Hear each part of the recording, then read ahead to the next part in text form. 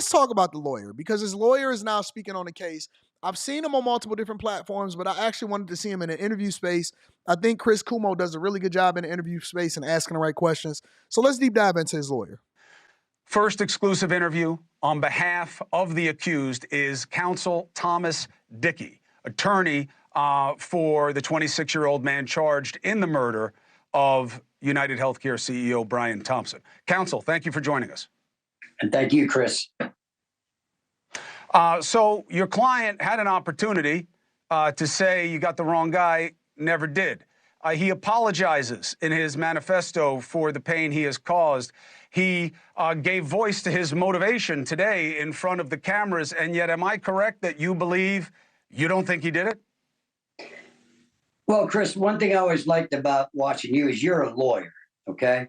So I don't know if you've done much criminal work or not, but my client hasn't faced any actual criminal charges from New York yet. So he hasn't had an opportunity to make any plea. My anticipation is going to be when and if that happens, he's going to plead not guilty. I mean, we've seen no evidence. We've seen nothing. And I was reminding people today about you're talking. We've seen no evidence. Let's see. He got caught with fake IDs. He has a 3D printed gun on him. Don't worry about it. We're going to continue. Talk about America a little bit and some wonderful things about this country, and particularly in the criminal justice system, and that's the presumption of innocence. And I don't want people to jump to these prejudgment things, because nobody would ever want that if they were accused or one of their loved ones were accused. That's fair. As the big hearing today, I haven't seen any evidence yet. I don't even know if this is him or whatever. So we're going to test those waters and give the government a chance to bring some evidence. That's fair. I think that's fair. The presumption of innocence until proven guilty, I 100% agree with that. The presumption of innocence until proven guilty. You know what? Let me apologize to Luigi Marchionne. I have to apologize. I've been speaking on this guy as a crash dummy as a result of him being arrested and accused of a crime, but he has not been convicted in the court of law. It looked like him. His eyebrows matched those of the one that pulled down his mask in order to flirt with the girl. Looks like the same gun that he was using in the hit job. He also had a silencer with him, fake IDs, all of that stuff. But all of that just might be a coincidence. So that is true. That is true. We do need to give him the presumption of innocence, because that is what we stand on inside of the United States of America. Fair point, lawyer. Fair point. Let's continue. Do the job. Let me ask you something. In terms of developing why he would not be responsible, what understanding do you have about this quiet period that this guy had, where nobody could get in touch with him after his surgery, where people were worried about him, that led his family to report him missing? What do you know about that period? I know nothing about that, Chris, so I wouldn't comment on that, and I would only be speculating, and I don't even know what's out there. But don't you have to? I mean, that's pretty much all you have, isn't it? Well, yeah, Chris, and like I said, I'm not, if I disappoint you, I'm sorry and too bad, but I've been involved in this case for, probably less than, 12 hours now. And I've, as I wouldn't even waste should no do, money. Is I got to look at evidence, and I'm not going to go by conjecture and opinions and speculation, what people think. We as lawyers look at evidence. So, tomorrow will be another day, and we're gonna start looking into that. Have you had a chance to speak to your client? I have. And how did you meet him in terms of his demeanor and disposition towards this? As I told everybody today, Chris, my idea was to develop a relationship, a bond, so to speak, an attorney-client relationship, where I want to have him have trust and faith in me, and vice versa. And so I thought that we accomplished that today, and so I'm pleased with that in the short time we've had together. Is there anything he wanted you to express to the rest of us? Not really. And if he did, Chris, you're familiar with the attorney-client privilege, and I can't talk, and I won't talk about anything. That's why I asked you That's why I asked you, did he ask you to express anything to the rest of us? Not, did he tell you a secret that you feel like sharing?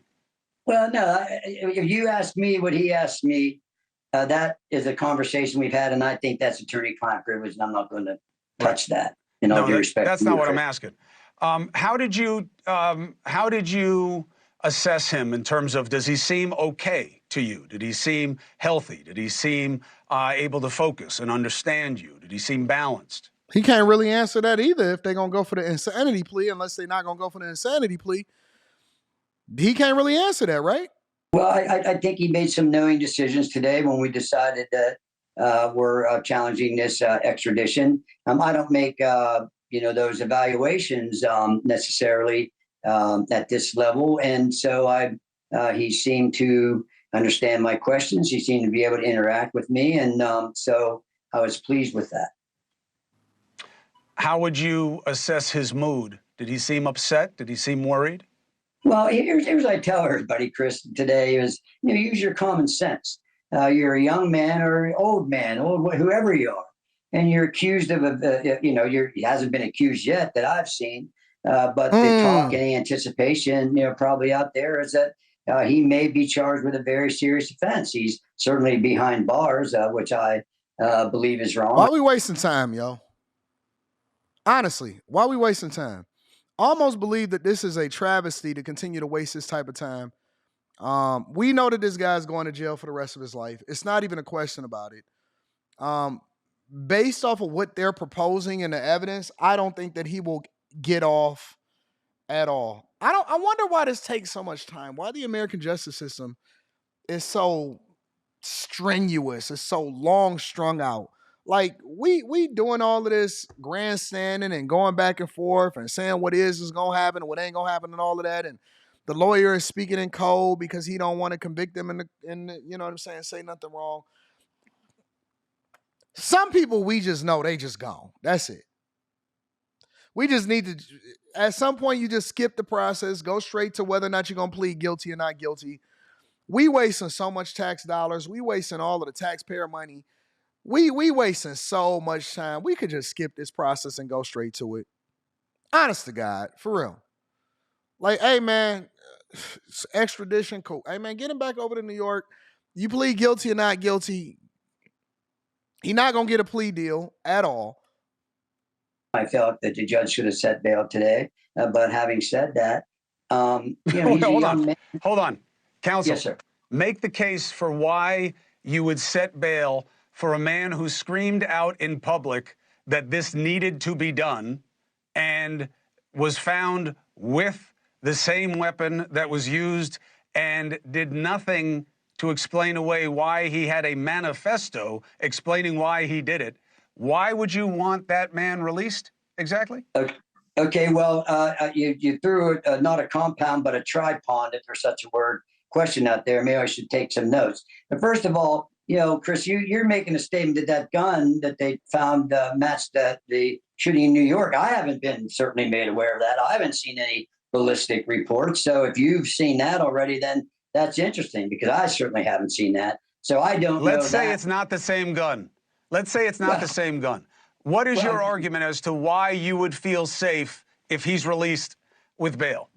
Okay, Chris, there's a document, you're talking today, you began with a little bit of political thing, and I am worried about the preservation of the Constitution of the United States, but I love that document. And that's why I do what I do. I stand on an island many times, and that island is the Constitution. And the Constitution says, number one, that you have a presumption of innocence. Everybody, and including this young man, you have a presumption. Unless you Jay-Z, you got a presumption of innocence. I got you. Of innocence. Number two is the Pennsylvania Constitution. The Constitution says that even when you're accused of a crime, you're entitled to bail. You're entitled to having bail set unless, in Pennsylvania, two exceptions to that. Number one is that you're charged with a capital case, which means that there's a death penalty on the table. And which he is not. I am one of the few attorneys qualified in Pennsylvania to do capital cases, death penalty cases. So that's not on the table. And number two is if the charges which you're facing carries a life without the possibility of parole sentence, which in Pennsylvania is first-degree murder. I haven't seen any charging documents yet. I complained about that in court. The district attorney had indicated that it was a second-degree murder. And while I'm still looking into that, my guess and belief is second-degree murder is not life without parole. So under the Constitution, I hate to bring up the Constitution, but everybody who's against it, I guarantee you, Chris, that when they're in this situation, they're gonna wave that Constitution around and say, look at this, look at this, look at this. I don't think that this lawyer actually really cares about whether or not his client gets off or not. The first thing that he started to do as soon as he became his lawyer, and I seen this last night, as he went on every single show, every single popular show, he did a press conference inside of his law firm, right in front of his law firm. He started to talk about all of the things that he is good at and how he's going to defend him and how he's qualified. Listen, y'all are looking at a sales pitch. Y'all not looking at a defense. Y'all are looking at a sales pitch. You're not looking at a defense. This is a marketing tactic. I hate to be the one to break it to you. I hate to be the honest one of the bunch that actually understands this for what it is. This is not a defense. This lawyer does not believe in any way, shape, or form that he is going to get Luigi off. The very first thing that I seen when I found out that he had a lawyer, and he had a lawyer immediately, not a family lawyer, not a person that was a part of him, a lawyer that had took this case immediately. This is a marketing tactic because you cannot pay for this level of publicity. Hear me out. It's smart on the lawyer's part in order to get himself some visibility. He went on every single show. Everybody in the country and outside of the country is talking about it. And it's an opportunity for him to create more visibility for what he do for a living, which would get him a greater clientele. The smartest thing that this lawyer could do was to put himself in it, don't ask for nothing from it, do it pre bono, and get that visibility because ain't nobody getting him off. Ain't nobody getting him off. Listen, this is a case where you need an army of lawyers. Young Thug had better representation. He had a whole army of people that was working on his behalf. Young Thug had to sell his house. Probably came up to over $10 million in how much he was spending in lawyer fees, if not more. If not more. This is a single lawyer that is on, he ain't even doing no casework. He ain't doing no reconnaissance. He ain't contacting nobody. Since he got on this case, you know what he been doing? Interviews. Since he got on this case, come on, man, listen. If you are Luigi, would you want your lawyer out here on interviews talking about the case, or would you want him to actually be doing the work to try to figure out if he can defend you and to putting you in the best position? Why is he even talking in the first place? Why is he talking in the first place? This is one lawyer sitting in his office chilling. He done did 5 interviews. I done seen him on every major platform. Smart for the lawyer, dumb for the defendant. Smart for the lawyer, dumb for the defendant. I don't think the defendant care anyway. He got a crash dummy mentality anyway. So what? Yep, my cousin Vinny. This is my cousin Vinny.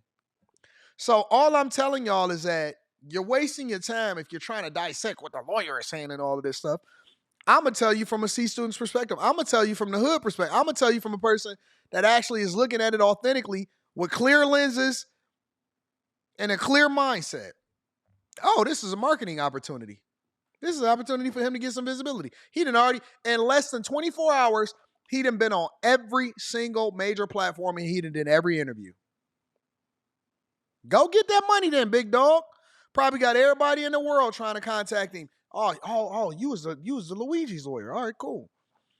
You can't pay for this level of visibility. You know how much money they spend on them signs that be outside of the freeway? Lawyer up. Get this. Call this person. Whatever. Blah, blah, blah. I see more advertisements for lawyers in the daytimes and stuff. And you telling me he able to do some free reconnaissance? You know who his name is? You see his lawyer name in the background? He in his office with his law license and all of that? He ain't hanging out with Luigi. He chilling. He chilling. So, yeah, man. It's the same thing as having a jailhouse lawyer, except you got your own practice. Hey, plead out, but we going to drag this out as long as possible so we can get as much visibility as possible. And we going to get that money. We going to get that money. So that's really what happens. Honestly. Yep, he is a celebrity attorney now.